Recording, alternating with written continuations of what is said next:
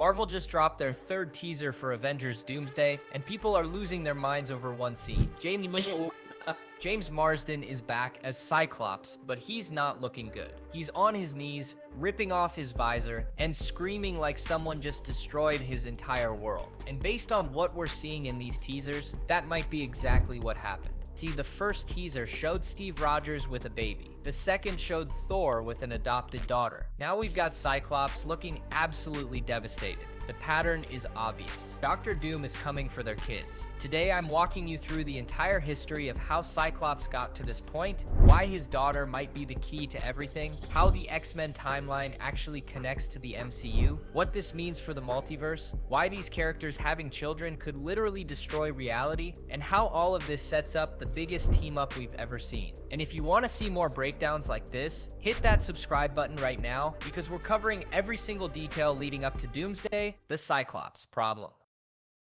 Let's be honest about something. Fox had no idea what to do with Cyclops. They had James Marsden playing one of the X-Men's most important leaders, and they basically turned him into Wolverine's jealous boyfriend. That's it. In the original trilogy, Scott Summers gets completely sidelined. The first X-Men movie came out in 2000, and it was groundbreaking for superhero films. But even then, Wolverine was the star. Hugh Jackman stole every scene. Scott was just kind of there, shooting lasers and looking worried about Jean Grey. Then X2 came along in 2003 and gave us some amazing moments. The Nightcrawler White House scene, Wolverine versus Lady Deathstrike, Magneto's prison break, but Cyclops barely got any screen time.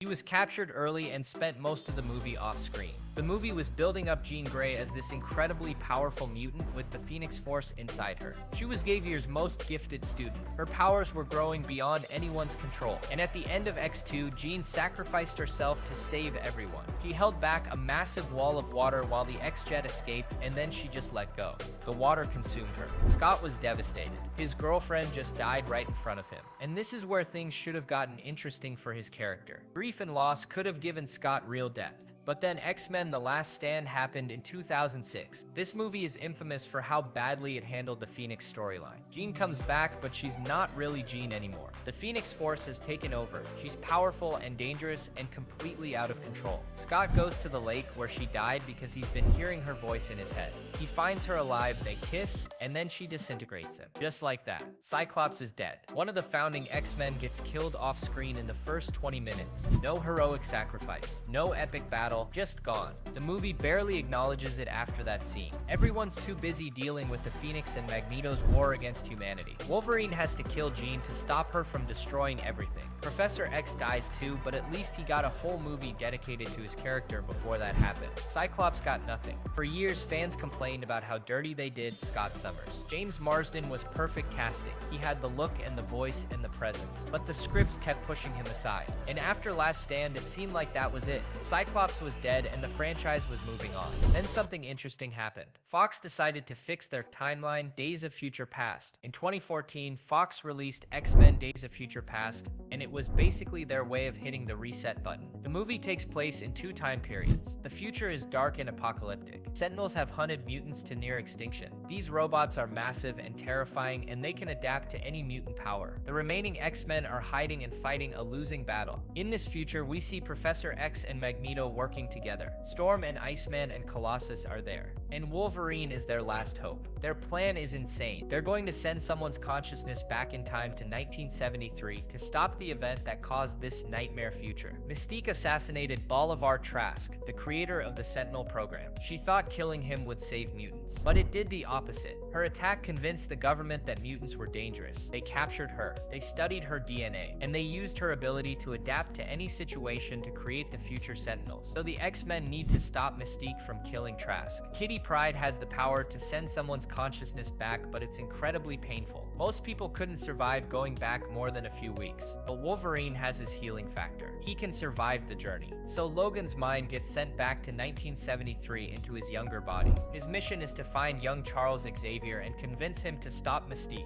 But this version of Charles is a mess. He's depressed and angry. He lost his school and his students. He's been using a serum that lets him walk but but suppresses his powers, and he wants nothing to do with saving the future. Wolverine has to convince him. He has to break Magneto out of prison, and they have to find Mystique before she kills Trask. The whole movie is this race against time with action scenes and emotion and real stakes. Quicksilver breaks Magneto out of the Pentagon, and it's one of the best scenes in any X-Men movie. Everything builds to this moment in Washington where Mystique has a gun pointed at Trask. Magneto is trying to kill everyone, and Charles finally uses his powers again to reach out to Raven and talk her down. She lowers the gun, she walks away, and just like that, the future changes. Wolverine wakes up in 2023 and everything is different. The X-Mansion is full of students, the team is alive and together, and this is where we see Cyclops again. Logan walks downstairs and there's Jean Grey teaching a class. She's alive, and standing next to her is Scott Summers, also alive. Wolverine is shocked. He walks up to Scott and says it's good to see him. Scott looks confused because from his perspective, he just saw Logan like an hour ago. But for Wolverine, Scott has been dead for years. This new timeline erased the last stand. Jean didn't become the Phoenix and kill everyone. Scott didn't die at the lake. They're together and happy and safe.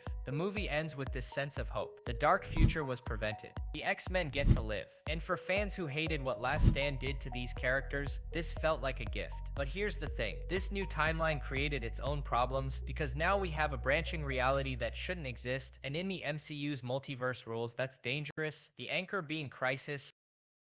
Now we need to talk about what happened next because it gets complicated. After Days of Future Past fixed the timeline, Fox made more movies. X-Men Apocalypse in 2016 focused on younger versions of the characters in the 1980s. Dark Phoenix in 2019 tried to do the Phoenix story again with the younger cast, and it flopped hard. But the most important movie for understanding Doomsday is Logan from 2017. This film takes place in 2029 in a future where almost all mutants are dead. Charles Xavier is old and sick, and his telepathic seizures have become weapons. Logan is aging and his healing factor is failing, and they're hiding in Mexico with Caliban taking care of Charles. The movie reveals that years earlier, Charles had a seizure at the X-Mansion that killed several X-Men. Logan got him out, but the damage was done. Mutants stopped being born, the X-Men disbanded, and Logan has spent years trying to keep Charles alive while drinking himself to death. Then Laura shows up. She's a young mutant girl created in a lab using Logan's DNA. She's basically his daughter, and the movie becomes this brutal western about Logan protecting her from the people hunting her. By the end, Charles is dead.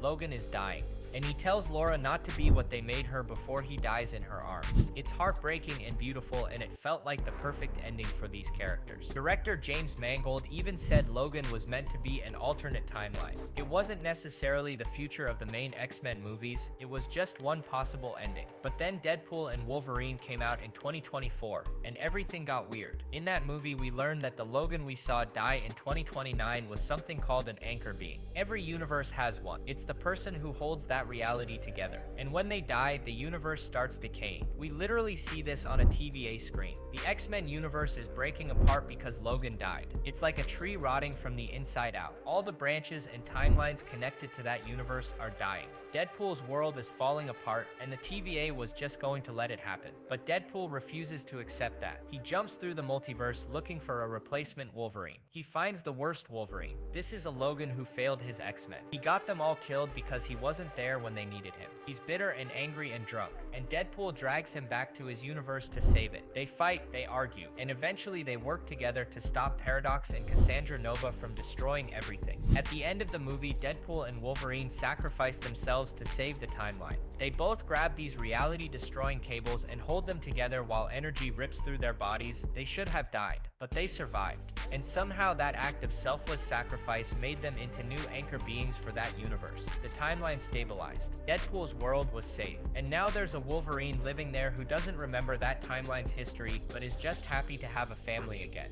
This is almost identical to what happened in Days of Future Past. Logan woke up in a future where everyone was alive, but he didn't remember the last 50 years. This new Wolverine is living in Deadpool's timeline where the X-Men exist, but he doesn't have those memories. He's just grateful they're alive. And this sets up something important for Doomsday. Because if this is the same universe where Cyclops and Jean are together, then Scott has been living a happy life with his wife and probably a daughter for years. He thinks everything is fine. But it's not. Rachel Summers exists, Let's talk about Scott and Jean's daughter. In the comics, Rachel Summers is one of the most powerful mutants ever. She's a telepath like her mom. She has telekinesis like her mom. And she's also a host for the Phoenix Force. That cosmic entity that makes Jean Grey a god basically chose Rachel too. She can manipulate time and energy and matter. She once rewrote reality. She's fought Galactus. She's traveled through dimensions. She's insanely powerful. And if she exists in the MCU, Doctor Doom would absolutely want her. Think about what we've seen in the Doomsday teasers so far. The first teaser showed Steve Rogers with a baby. In the comics, Steve's son Ian Rogers becomes a hero called Nomad. But more importantly, that kid exists because Steve went back in time and married Peggy Carter from another timeline. That baby is a product of multiversal tampering. The second teaser showed Thor with Love, the daughter of Thor the God Butcher. At the end of Thor Love and Thunder, Love was resurrected by eternity itself. She has cosmic powers directly from one of the universe's most powerful entities. Now we've got Cyclops looking devastated in front of a burning X-Mansion with Sentinels in the background. The pattern is obvious. Doom is collecting children with cosmic power. Franklin Richards has the power cosmic and can create universes. Love has power from eternity. And Rachel Summers would have the Phoenix Force. These aren't just powerful mutants or heroes. These are beings with fundamental universe-altering abilities. And if Doom is trying to stabilize the multiverse or reshape reality, he needs them. In the comics, Doctor Doom's greatest achievement was creating Battleworld during Secret Wars. He took pieces of dying universes and stitched them together into one patchwork reality where he was God. He saved what he could from total annihilation. And to do that, he needed immense power. So if the MCU version of Doom is facing multiversal collapse, he might be doing the same thing. He's gathering the most powerful beings he can find. And kids like Rachel are perfect targets because they're young and vulnerable and their parents will do anything to protect them. This is why we see Cyclops screaming. His daughter is gone. The X-Mansion is destroyed, and he failed to protect her. For a character who's been sidelined and underused for decades, this is finally his moment. James Marsden gets to show real emotion and pain and give Cyclops the depth he always deserved. And it's setting up something even bigger. A team of desperate fathers who will do anything to get their kids back. The multiverse is breaking. Here's the thing nobody's talking about. These kids shouldn't exist, and their existence might be causing incursions. The MCU has been building toward this since Endgame. Loki explained how branching timelines work. He who remains kept everything on one sacred timeline to prevent chaos. When Loki killed him, the multiverse exploded into infinite branches, and now those branches are touching each other. An incursion happens when two universes collide. The boundary between them breaks down, and one or both realities get destroyed. We saw this in Doctor Strange in the Multiverse of Madness when Steven and Christine watched a universe die. It's violent and terrifying and unstoppable. And the thing causing incursions is instability in the multiverse. So let's think about how these kids were born. Steve Rogers went back in time and stayed in an alternate timeline with Peggy. He lived a whole life there and had a kid. Then he jumped back to the main MCU timeline as an old man. That's not natural. That's a man existing in two timelines simultaneously and creating a child in a reality where he wasn't supposed to stay. Thor's daughter Love died. She was brought back by eternity during a cosmic event. She's literally a resurrected being with powers from an abstract entity that embodies the universe itself. That's not supposed to happen. And Cyclops and Jean were dead. The Last Stand killed them both.